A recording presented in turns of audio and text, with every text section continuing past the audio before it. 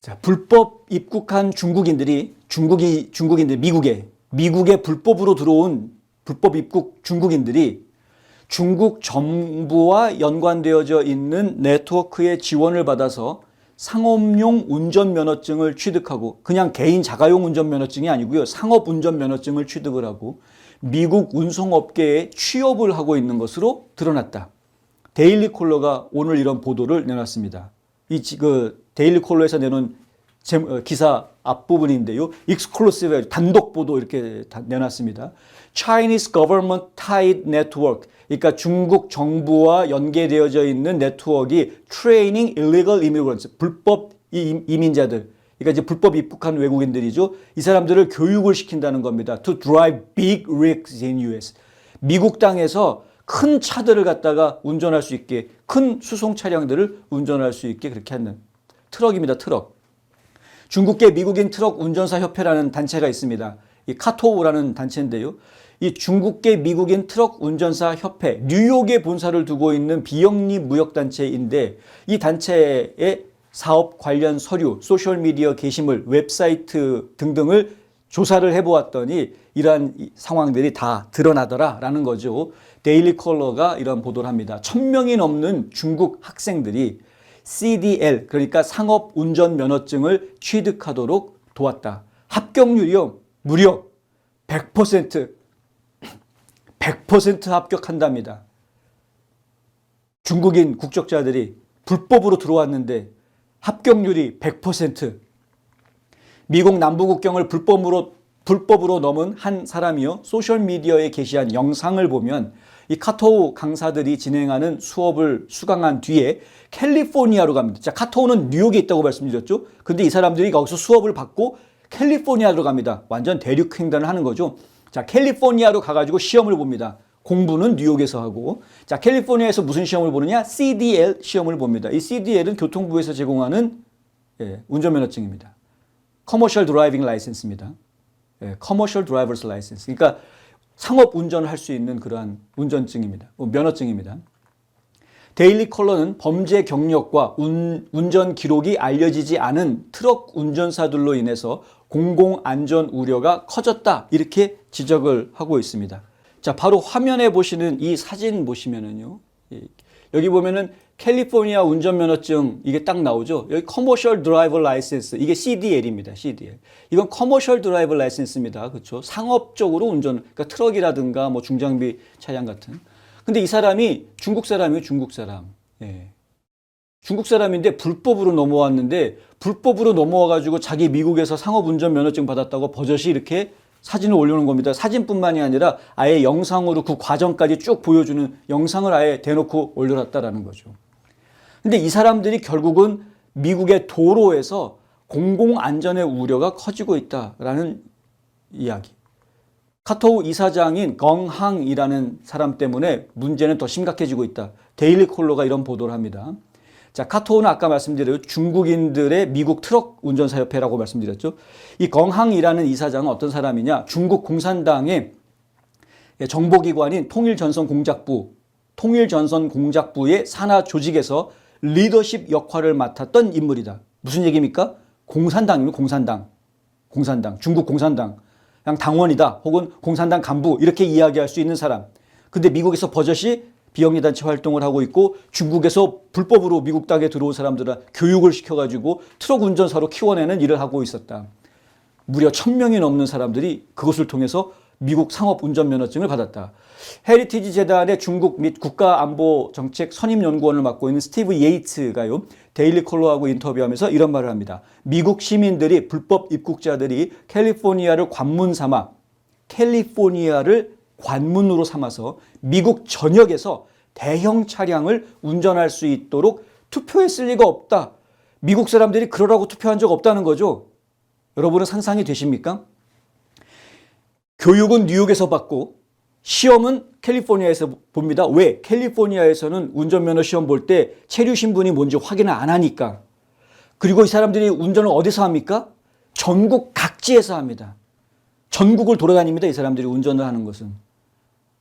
불법으로 미국에 들어온 사람이, 그것도 중국인이 캘리포니아에서 운전면허증 받고 전국을 돌아다니라 이걸 허락해 주려고 이런 일을 하라고 벌리는 그런 사람들을 미국 시민들이 나라를 그런 식으로 운영하라고 정치인들을 뽑아줬겠느냐라는 거죠. 이런 일이 벌어지고 있다는 것 자체만으로도 공공안전과 국토안보에 대한 우려사항일 수밖에 없다. 헤리티지의 선임연구원이 이런 말을 하는 겁니다. 미국과 중국 공산당 간의 긴장과 갈등이 현재 고조되고 있는 그러한 상황인데요. 그런 상황에서도 미국의 주간 고속도로를 포함해서 전국에서 불법 입국자들이 운송 경로 전반에 훈련, 인증, 배치되는 것은 국가 안보 위험을 증가시키는 것이다. 이 네트워크가 우리에게 불리하게 사용될 수 있고 또 사용되지 않을 것이라고 누가 확신할 수 있느냐? 불리하게 사용되지 않을 것이라고 누가 확신할 수 있느냐? 예이츠 선임연구원이 이런 질문을 던지는 겁니다. 이 사람들이 그냥 본인들 먹고 살려고만 이렇게 하는 거다? 과연 그럴까? 좀 더 제가 풀어서 설명을 드리자면 이런 이야기입니다. 이 사람들이 미국의 안보에 위협이 되지 않을까? 그 사람들이 전혀 미국엔 해를 끼치지 않을 거다라고 누가 장담할 수 있느냐? 이런 이야기입니다. 국토안보부에 따르면 트럼프 행정부는 2025년 8월 플로리다에서 캘리포니아 CDL을 소지한, 이게 운전면허증을 소지한 불법 이민자 트럭 운전사가 사망 사건을 일으킨 적이 있었죠. 트럭 운송업계에 대한 감시를 강화하고 있다. 이게 저희가 보도해드렸던 내용인데 캘리포니아에서 운전면허증을 받아가지고 트로킹을 하는 운전사였는데 알고 봤더니 불법 체류자다. 이 사람은 중국인은 아니었습니다. 라틴계였습니다. 라티노였는데 알고 봤더니 불법 체류자였다. 근데 사고가 발생한 데는 플로리다였습니다. 플로리다에서 중앙분리대를 넘어가는 말도 안 되는 짓을 벌였던 거죠. 중앙분리대를 넘어가는 일을 벌였는데 하필이면 상대방에서 오던 차량이랑 부딪히게 됩니다. 그래서 상대방 차에 있던 아무 죄 없는 미국 시민이 그 자리에서 숨을 거둡니다. 이거 아무 생각 없이 그냥 중앙분리대 넘는 유턴을 하려고 했던 이 불법 체류자, 알고 봤더니 그 옆에 조수석에 또 한 명이 있었는데 그 사람도 불법 체류자였다. 조카예요, 조카. 그러니까 본인이 미국에 와가지고 캘리포니아에서 운전면허증 따서 전국을 돌아다니면서 트럭 해가지고 돈 좀 벌었으니까 자기 고향에 연락해가지고 조카도 오게 만든 거였던 겁니다. 야, 너도 미국으로 와. 여기 운전면 불법으로 그냥 넘어오면 돼. 넘어오면 뭐 운전면허 받으면 되고 그러면 돈 벌 수 있어. 이랬던 겁니다. 더 황당한 거죠. 더 황당한 거는 교통부가 조사를 했더니 영어를 못하네. 운전자가. 상업용 트럭을 운전하는 운전자가 영어를 못하네. 15년차 트럭 운송업계 베테랑인 저스틴 마틴은 데일리 콜러에 이런 이야기를 합니다. 이 사람들은 이미 여기에 있고 활동 중이다. 아무리 많은 트럭을 적발하거나 운전자들을 적발하더라도 결국 다른 곳에서 또다시 고용될 뿐이다. 회사와 회사 소유주들을 직접 겨냥해서 적발하고 그들이 다시 돌아오지 못하도록 막기 전까지는 안 된다. 이거는 불법 체류자 단속하는 거로 해결될 문제가 아니다. 이러한 불법 체류자들을 갖다가 고용하는 회사들까지 다 단속을 해야 해결이 될 수 있는 그런 문제다. 이렇게 이야기합니다. 데일리 콜러에 따르면 카토우의 이사장 이 껑헝이라는 사람은 미국에서 중국의 영향력과 정보 수집 활동을 증진하는 여러 기관에서 공무원으로 일한 바 있다고 합니다. 뉴욕 소재 비영리 단체인 미국 산시성 상공회의소 웹사이트에 보면은 부회장으로 되어져 있습니다. 이 산시성 상공회의소, 미국 산시성 상공회의소, 이 단체는요, 산시성 상무부 산하의 지부라고 합니다. 그러니까 중국의 산시성의 상무부 산하에 있는 지부인데 뉴욕에 있는 겁니다. 근데 이 단체는 또 통전부 산하에 있는 중국 해외 우호협회, 코파라고 하는데요. 중국 해외 우호협회의 자매협회입니다. 자, 근데 이 코파라는 협회는 말은 우호협회인데 어떤 조직이냐? 통전부의 조직이다. 통전부 조직이다라는 이야기는 무슨 얘기냐면요. 스파이 조직이라는 이야기입니다. 예. 미국식으로 이야기하면 CIA의 산하 조직인 겁니다. 이게 말이 됩니까? 중국 공산당의 첩보부 산하 조직인데 그 첩보부 산하 조직의 자매단체에서 부회장을 하고 있는 사람이 바로 이 중국계 미국인 트러커 협회에 지금 회장을 하고 있다. 이런 이야기입니다. 자, 산시성 이 협회, 미국 산시성 상공회의소, 이건 2009년 6월 달에 산시성 정부와 통정부 산하 중국인민대회 우호협회 대표단을 환영하는 그런 단체의 활동이 웹사이트에 기록이 남아 있는데요. 미국의 대중국 투자 문제를 논의하는 등 중국 정부 관계자들과 여러 차례 회동한 기록이 있다는 겁니다. 껑이라는 사람은 공항에서 대표단 단장에게 꽃다발을 전달하는 모습이 남아 있고요. 이후 이 산시성, 미국 산시성 상공회의소 회원들은 중국 공산당과 중국 군대를 기리는 난리완이라는 노래를 불러서 관계자들을 격려했다고 합니다. 이게 무슨 말이냐면 미국 땅에서 중국에서 온 사람들, 더군다나 통전부 산하 조직과 연관되어져 있는 이러한 사람들이 미국에 왔는데 그 사람들을 환영하는 노래를 하필이면 중국 인민군을 기리는 그런 노래를 불렀다라는 이야기입니다. 트럭업계 전문 기자인 고드 맥길은 데일리 콜러와의 인터뷰에서 이런 말을 했습니다. 우리는 점차 트럭 운송 산업 전체를 외국 세력에 넘겨주고 있다.